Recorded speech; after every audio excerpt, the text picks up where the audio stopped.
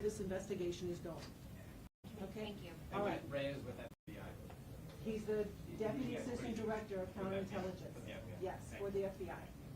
Thank you. Thank you.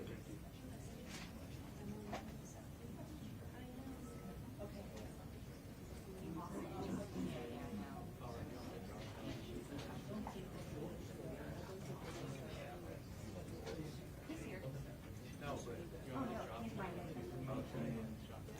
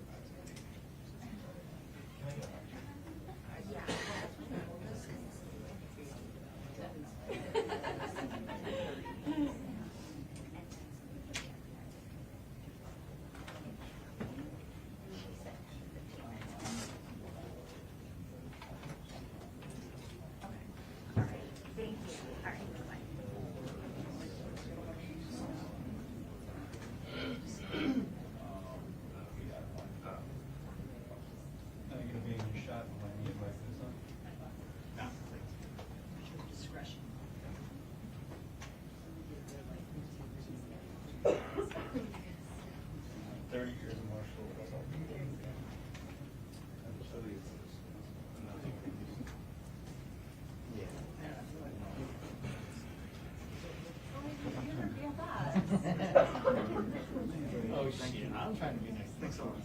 Oh, okay. Y'all's a little brotherly love over here.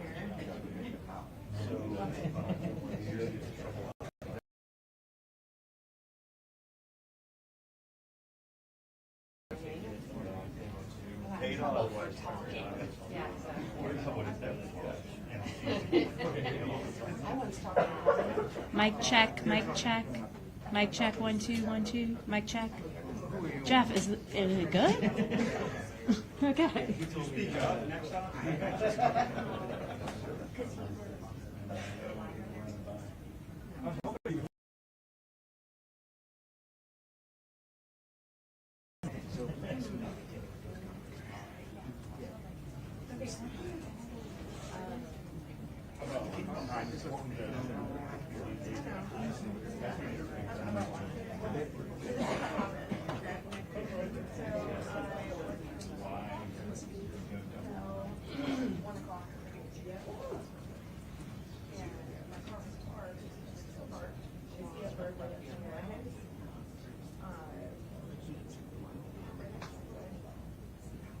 Close here, but my car's over here.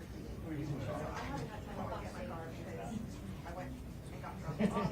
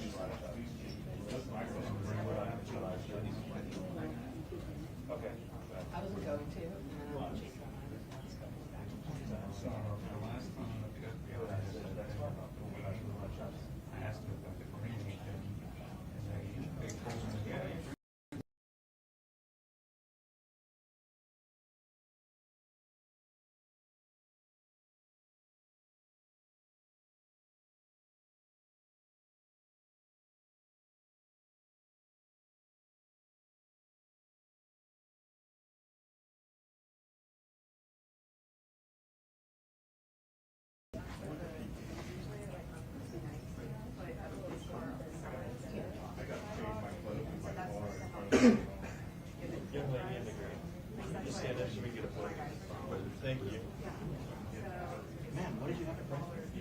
Hello, everyone. I did get mistaken earlier for being part of the governor's office, but I'm not. I'm not. I'm not. Thank you so much. All right. Thank you, everyone.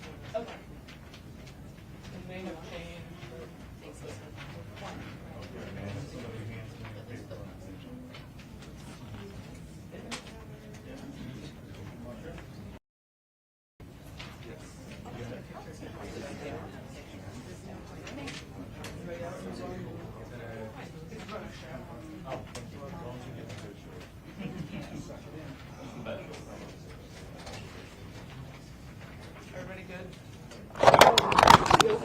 I'm good. What line are you on, Jake? One.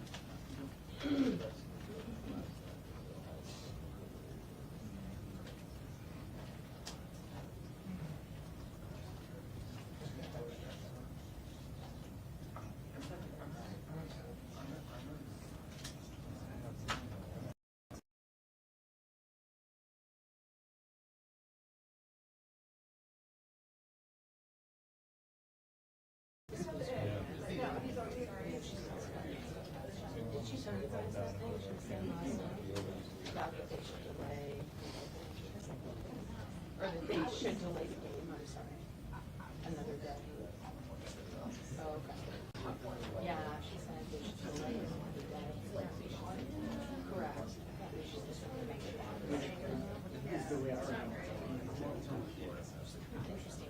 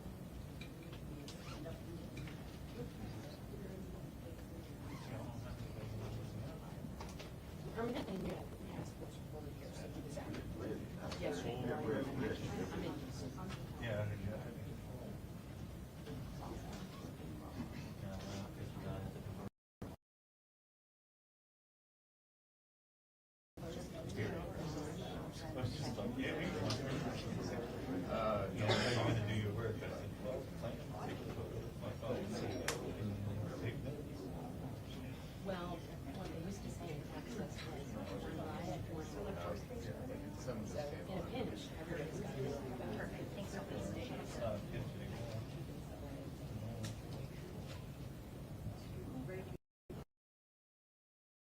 I'm old, so I came up here, so I'm one of the intruders. Now it's only 3 days a week. It's advanced, which is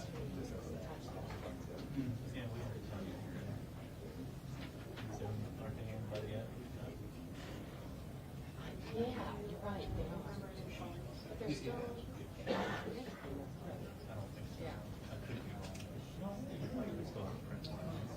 Is it 3 days a week?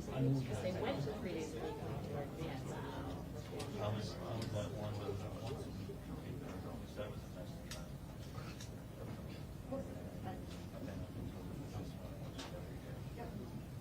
I think the friends, you think about it, Well, it's really great. once you get a physical copy, you can't get over to it. It makes no sense to write. There's things that are standalone. You want to go back to look at it from like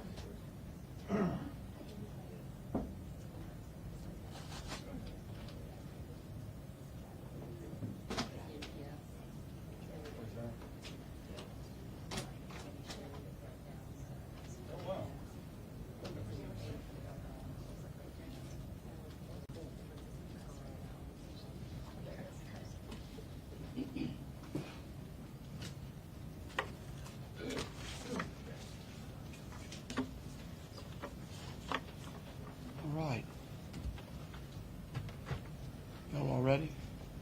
We good?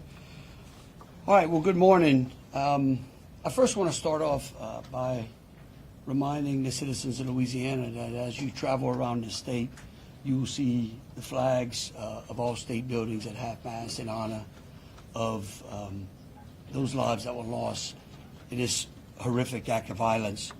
I also think that it's important to remember that what happened yesterday was akin to those who are old enough to remember jigsaw puzzles, and that you would take a 1,000-piece jigsaw puzzle and you empty the box, and you've got to start sifting through those pieces, and you want to start, if you're real good, you start at the corners, right? Try to put your corners together. And from yesterday to today, over 1,000 law enforcement agents and officers, men and women, have been poring over countless amounts of data, of videos, of surveillances, interviews, tracking down every possible lead that came to us, whether it was the New Orleans Police Department, the Louisiana State Police, the FBI, or our other federal agencies. Also yesterday, I issued an emergency declaration. That declaration was meant to streamline resources and communications between state, local, and federal partners. And we're seeing the results of it. I also would like to remind everyone that what's going on in this city and this state is twofold. We've got a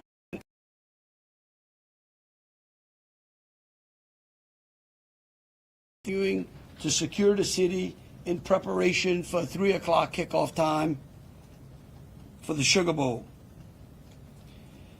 With that, I would also remind those who are in the city that as far as state resources are concerned, we have the Louisiana State Police, the Louisiana National Guard, which was part of that emergency declaration, which allowed us to put an entire MP company on the ground. Those become force multipliers, is what we call that in law enforcement and the military. That helps to add to the resources that we have. Wildlife and Fisheries, the Department of Corrections, DSF, DHS, our Veterans Affairs, our Probation and Parole, all state agencies. Any state agency who has post-certified officers are here in this city to help secure the city. And so with that, I would like to turn it over to Christopher Rea, who is the Deputy Assistant Director of the FBI's Counter Terrorism Division. Chris? Thank you, Governor Landry.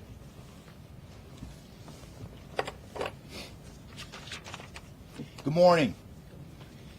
I am FBI Deputy Assistant Director Christopher Rea. I'm from our Counterterrorism Division at headquarters. I'm also joined by Assistant Special Agent in Charge Alethea Duncan from our New Orleans office, who you heard from yesterday. I'm here to discuss not only the latest investigative information we have here in New Orleans, but I'll also let you know about other investigative activities outside of the state. I first, and most importantly, want to send our deepest condolences to the victims of this horrific attack and their loved ones. 14 innocent victims were killed in this senseless attack, and at least 35 are injured. We cannot ease the grief people in this community and across the nation are feeling at this time, but rest assured, we stand with you and in support of you. All the resources, and I'm going to go into that a little bit later, all the resources of the FBI are being focused on tracking down every piece of evidence, every lead, every interview, every potential lead we've got. While I won't be able to answer all your questions today, my goal is to be as forthcoming as possible with you on what we've uncovered so far. First and foremost, let me be very clear about this point. This was an act of terrorism. It was premeditated and an evil act. This was obviously a critical incident, and with that, lots of information and tips come pouring in from law enforcement, first responders, and the public. We have been aggressively running down these tips and information. As you all know, that takes time, and we will continue to do so until every lead has been followed through on. This investigation is only a little more than 24 hours old. So I ask you to keep in mind that as I go through some of the specifics later.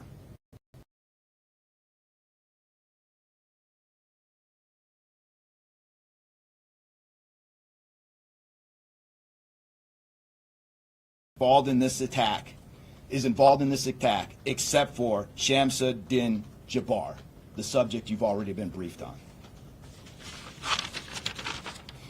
A little bit about what the FBI is doing. So we are surging people and assets to the area from across the region and across the nation.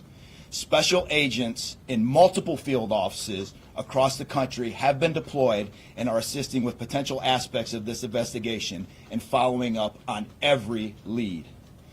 Additional teams of special agents, professional staff, and victim specialists continue to arrive to provide more investigative power and assistance to the victims and their families. We've also forward deployed a number of our critical incident response group assets, including members of our hostage rescue team, special agent bomb technicians, and crisis management coordinators. In addition, we have deployed more evidence response technicians to continue to process the various scenes that we have. So far, we have received just over 400 tips from the public, and that information is being followed up on both here in New Orleans and across the country. Some of the tips are here in New Orleans, and there are other tips in other states across the country that we are following up on. The FBI team and our law enforcement partners here are also reviewing hundreds of hours of surveillance and other video from both the French Quarter and other states. As for a timeline, at this point, investigators believe Jabbar picked up the rented F-150 in Houston, Texas on December 30th. He then drove from Houston to New Orleans on the evening of the 31st, and he posted several videos to an online platform proclaiming his support for ISIS. There were 5 videos posted on Jabbar's Facebook account, which are time-stamped beginning at 1:29 a.m. and the last at 3:02 a.m. In the first video, Jabbar explains he originally planned to harm his family and friends, but was concerned the news headlines would not focus on the, quote, war between the believers and the disbelievers, end quote. Additionally, he stated he had joined ISIS before this summer. He also provided a will and testament.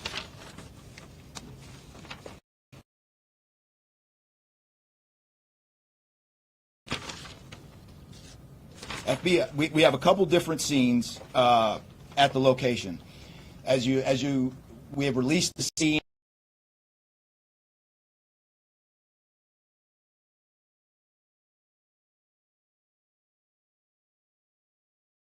currently searching that scene right now. FBI and ATF agents have secured that house, and that location is being searched for potential evidence. On New Year's morning, Jabbar opened fire after ramming through a blocked-off area of Bourbon Street, used his truck as a weapon to run over the victims. Teams of specially trained victim specialists, again, as I said, are on the ground here in New Orleans, assisting survivors of the attack and loved ones of the deceased. We do not believe the public is in any danger around any of these locations. 3 phones linked to Jabbar have been recovered, and digital media exploitation is a priority to see what is on the device and any other potential leads.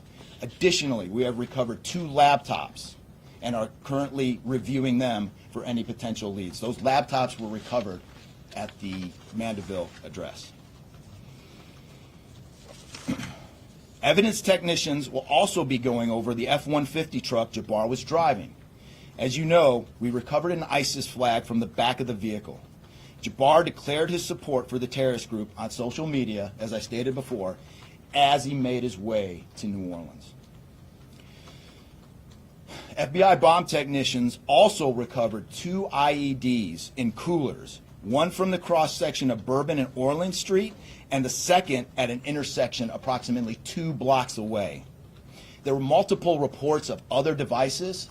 Those reports turned out to be misinformation or not actual functioning devices. Those are the only 2 devices that we've been able to recover that were functional. Both devices were rendered safe on scene. We did obtain surveillance footage showing Jabbar placing the devices where they were found.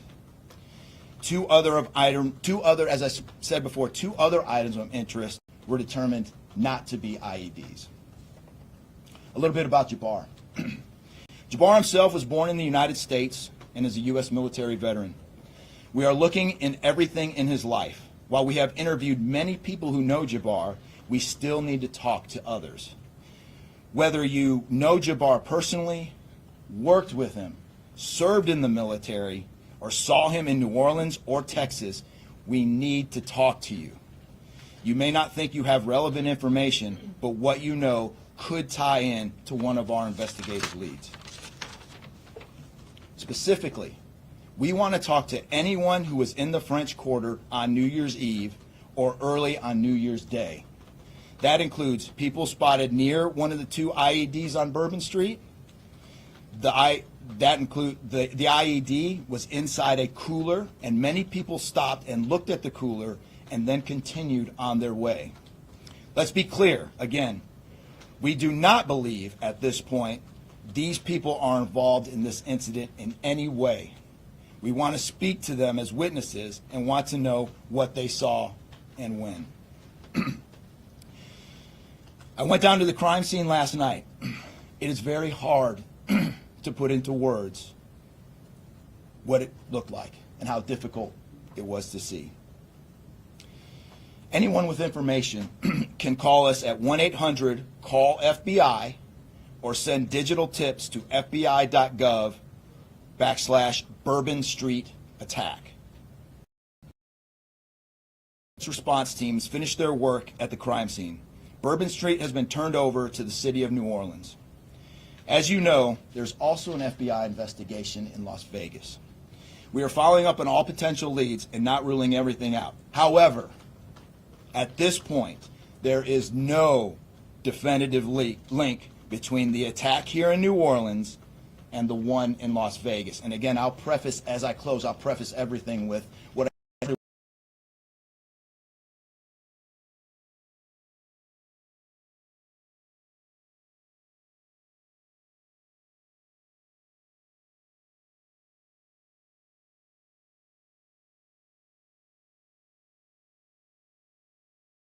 also, although I've only been on the ground here a short time, I also want to express a sincere appreciation for our partners here, which include the U.S. Attorney's Office, HSI, ATF, the New Orleans PD, the Louisiana State Police, the Governor's Office, and countless others. At this point, I'm going to turn it over to the Special Agent in charge of ATF here, Josh Jackson.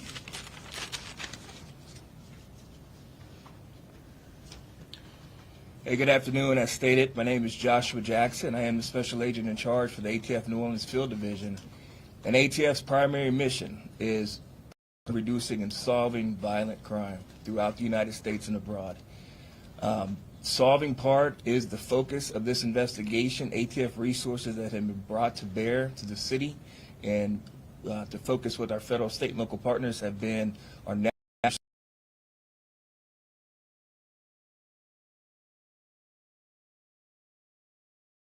fire investigators, certified explosive specialists, fire engineers, electrical engineers. These folks will give additional investigative leads to help the investigative team identify what happened at the location in Mandeville and identify how that fire started and move the investigation forward from there. Additional resources that ATF has brought to bear into the city is our ATF Special Response Team. This is a tactical team capable of handling any sort of enforcement operation. This team is deployed, on set, and ready for the Sugar Bowl today. This team is also made available to the Louisiana State Police and also New Orleans Police Department to assist with any efforts that they may have during this period.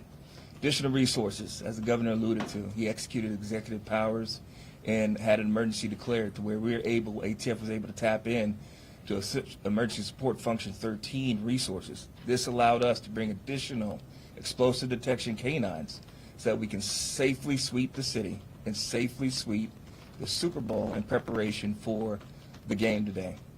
These resources will still be in the city as we lead up to the Super Bowl and through Mardi Gras. These type of ATF resources will be here.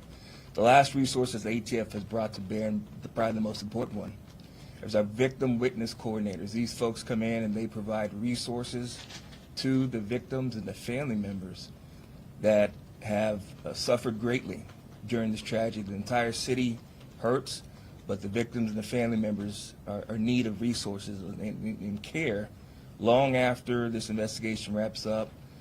This time next year to be hard for the families and friends who suffered during this event. So our victim witness coordinators are working with the FBI, the City of New Orleans coordinators to provide resources to these folks out here. And as we move forward, ATF will be committed.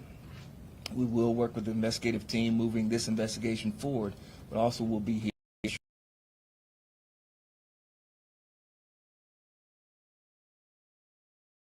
Our mayor of this great city, New Orleans. Madam Mayor. Thank you so much. Thank you so much. Well, good morning once again. And I just want to just echo my thank yous to the unified command of our law enforcement partners and at every single level, federal, state, and governor. Governor, thank you for your partnership. Thank you. I also want to thank the residents and the visitors of the city of New Orleans for your patience, for your support, and most of all, your prayers. Our hearts and prayers continue to go out to the victims' families, and the city of New Orleans, we're resilient. And as I stated on yesterday, my focus in terms of a priority has been on our victims. As you heard, that yes, the FBI was able to clear Bourbon Street. And what that meant also for me in this city was that we were able to remove our victims, identify them, and notify their families. Real reverence. They mattered, the families matter, and matter to the city of New Orleans.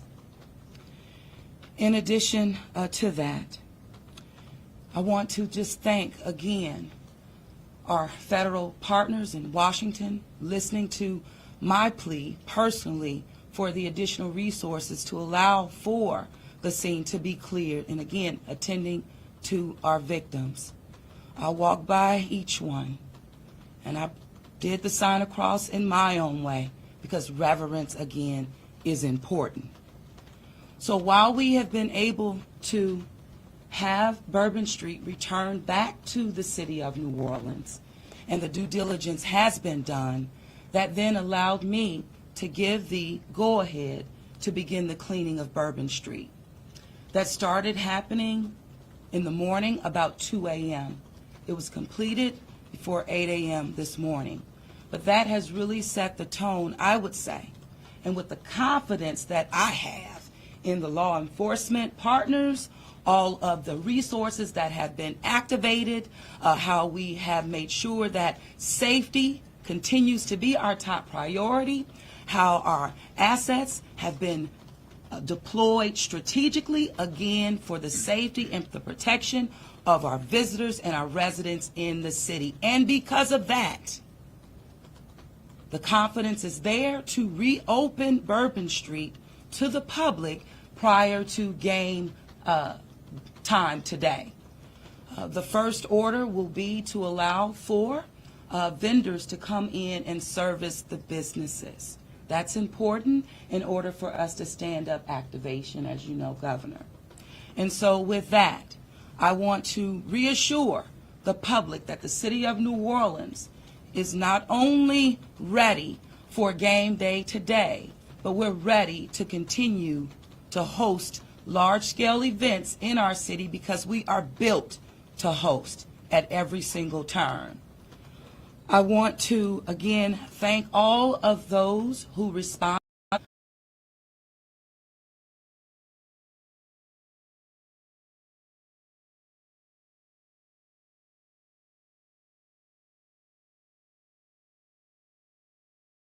As leadership, we will continue to operate and cooperate as we always have.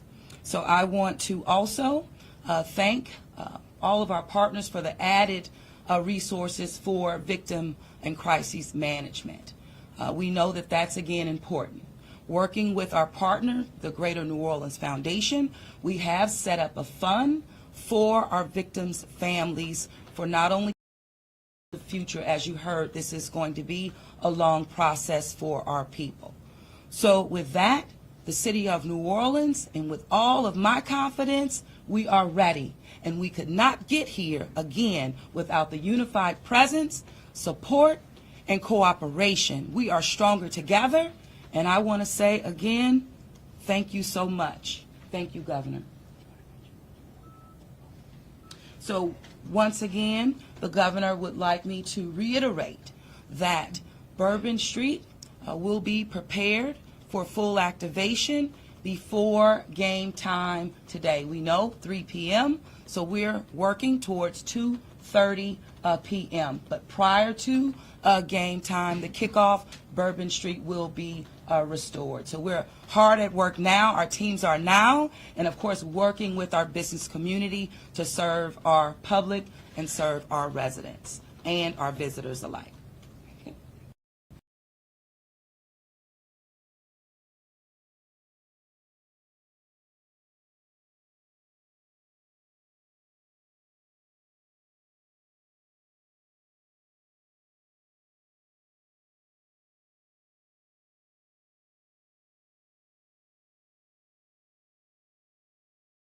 The FBI and all of our federal partners for the amount of resources they have poured into the city.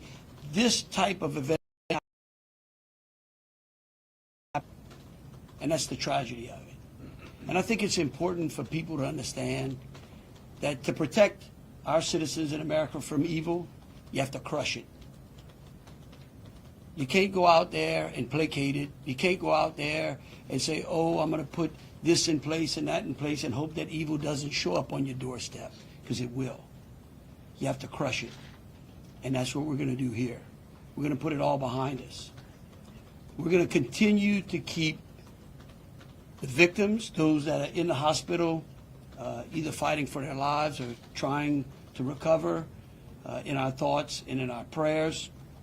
But you know, this morning, and I don't want to single out just one news source, but I just happened to turn on Fox and Friends, and that was a young man who was interviewed, who was actually on Bourbon Street during this horrific act of terrorism. And they closed out by asking him, what now? And I think he summed it up. He said, look, we can't live in fear, because fear will paralyze us. He said, we come down to the city to enjoy ourselves and to entertain ourselves and to be with our friends and with our families, because that's who we are. Louisiana invented hospitality. The people of this city care for each other. And believe you me, we care about each one of the lives that were lost in this city tonight. We will never forget them. But it would be a tragedy if we let their losses be snuffed out because of fear. This city will be back.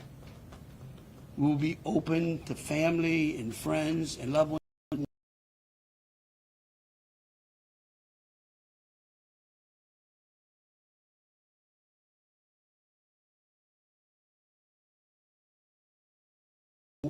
Those again, who have lost loved ones in mine, and we're going to get on to the business of this city and this great country. With that, I'll take any questions. Governor, this is for you and the assistant director. The message has really changed since yesterday.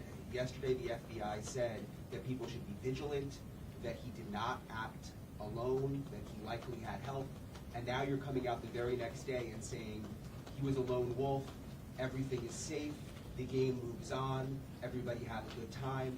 How can you be so sure just 12 hours later? Well, we're going to bring him up, all right? But here's what I want to remind everyone. Like, I was a deputy sheriff, all right? I worked in a jail. I worked on the street. I worked on the interstate. I served warrants. I can tell you. Look, in today's world, I get it. Information, we get information like that. Everybody lives in a 15-second TikTok video. We think that life operates like it does on our phones, and it just doesn't. Information changes. In fact, that's why we ask the media for patience. We get information, like I said, no one dumps a 1,000-piece jigsaw puzzle and puts it together in 5 seconds. Okay? And what I would tell you is that I appreciate the fact that what we did was we're under-promising and over-delivering today. And I think that's important. And I want to remind something. Look, because over the last decade, law enforcement has taken it on the chin, unfairly. And there are great men and women serving in the FBI, in ATF, in Louisiana State Police, in New Orleans PD. Our sheriffs have been unbelievable in this. And I tell you, they want to protect you all. And we have to trust them. And sometimes the information we put out, we end up finding out that it may be incorrect. But guess what? What we're doing here is something that I think is important. It's called transparency. And look, something may change again. Here's what I do know, though. Right now, this is one of the same things. It doesn't mean that nothing can't happen. Thank you, Governor. And to echo exactly, I think the governor put it eloquently, as could be said. In a lot of these instances, I also had the opportunity to deploy to Boss Bomb, and I will tell you this is almost carbon copy to Boss Bomb as far as the inaccurate reporting that comes up. And what the governor said is we want to be transparent with the public. Years of the FBI not being transparent, we're being as transparent as we possibly can. Unfortunately, as we're being transparent, unfortunately for that, there is some information that we have to go back and recorrect. And in this particular incident, you heard the resources that we brought, that the other state and locals have brought. We've had 24 hours now to go through media, to go through phones, to interview people, to analyze those videos, analyze other databases. And after all of that, there's been hundreds and hundreds of leads done just in 24 hours. We're confident at this point that there is no accomplices. And I'll give you an idea of how that information sometimes, a lot of the early reports came out that there were extra people that were setting the coolers down, right? It turns out those were just patrons on the street that were looking inside the coolers, right? We didn't know that at first, so we had to kind of track all that down and put that to rest. So that's just an example, one of the pieces of information, but there were other pieces of information that after we got our feet under us a little bit and on the ground here, we were able to put together a much more accurate picture of the subject and his attention. Just one follow-up. The updated test tool, we just wanted to double check. 15, and then the shooter himself would be 15 total, to include the shooter. And the terrorist wearing a the suicide vest? IEDs, were the IEDs pipe bombs, and have you discovered a remote detonator anywhere? And when you said that you have surveillance footage of the suspect planting those IEDs, what time roughly were they planted? Yeah, those roughly a couple hours. I don't have the exact times in front of me. A couple hours prior to the attack, probably after midnight. I want to say 1 or 2 in the morning, so but I he can't. Left the area and came back. Correct. That's our assumption now. I mean, we still have a lot to work through. We're getting more surveillance video and everything else, but that's the assumption. Was he wearing a suicide vest? It's being done on Bourbon Street. Would there have been canines out on New Year's Eve? Would there have been bomb sweeps done? Look, as part of the regular precautions? Let me just say this, and either Joe or Rob will correct me. Look, a bomb dog doesn't operate like a drug dog, right? on Bourbon Street, there's a lot of senses, right? A lot of smells. I don't think you can run a bomb dog down Bourbon Street with thousands of people there and be able to sniff out a bomb. What we've been doing, what they have been doing, is certainly a complete sweep of the quarter because of the limited amount of traffic that's been out there. Let me just say this. I think this may help. It would be my hope that as some additional time goes through, maybe closer to maybe the beginning of next week, we will, if we've got it to what extent buttoned up as we could, I would work with the FBI and the city, and maybe we can come up with a timeline to be able to get you those information, kind of walk everyone through from day one through. I think it's extremely premature, and you're really putting us on some speculative grounds to ask some of those questions, because again, it's only been 24 hours. I mean, can you imagine how far we've come in 24 hours? So, well,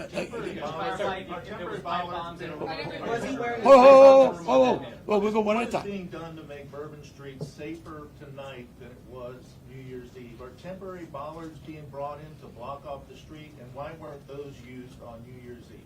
Well, look, here's what I'm going to say. Every time some bad guy, there's what we call an after-action review. Because again, nothing is 100%. We have reinforced the area. We have deployed some additional types of assets. I personally, it's up to the city or other, I don't like to give specific what we got. But I can tell you we're in better shape than we were before.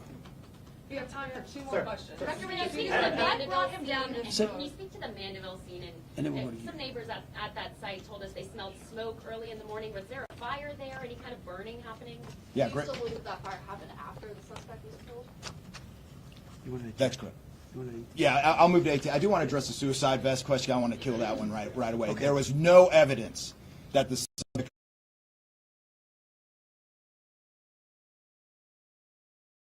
Yeah, as to the fire at the Mandeville scene, so our working theory now is that the fire started after Jabbar was already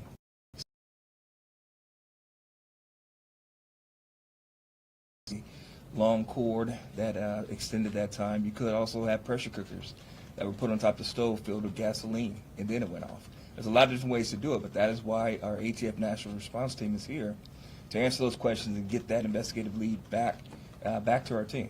So more to come on that. We're still processing that scene. We're out there right now. Are you able What to made say the what sense type for of how he became radicalized over all of this time? What brought him to Bourbon Street? Do we have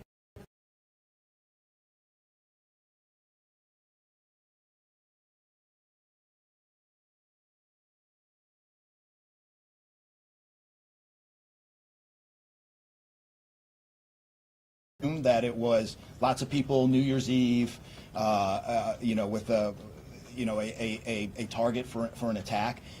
That's the stuff in the coming days as far as that path to radicalization that we're really going to be digging into and making a priority of. So what I can tell you right now is that he was 100% inspired by ISIS, and so we're digging through more of the social media, more interviews, working with some of our other partners to ascertain just how to ascertain a little bit more about that connection. We're gonna do one more. Kate. right there?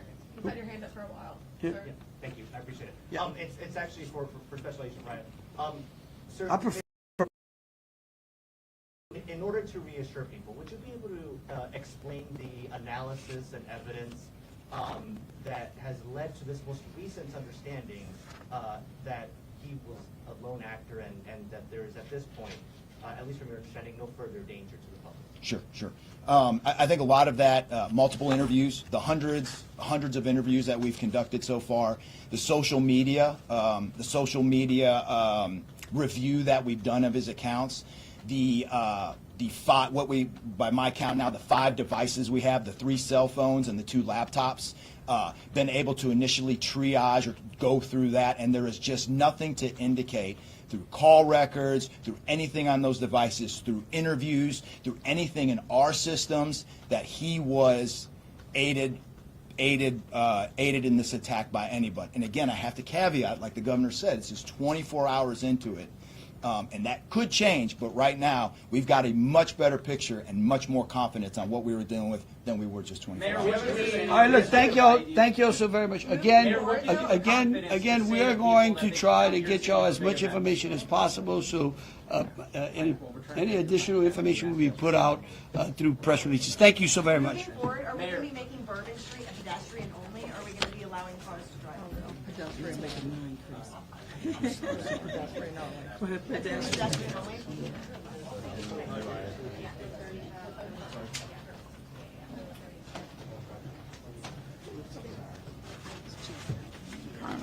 No, you good? No, I'm good. Yeah. No. I'm giving them to the hand.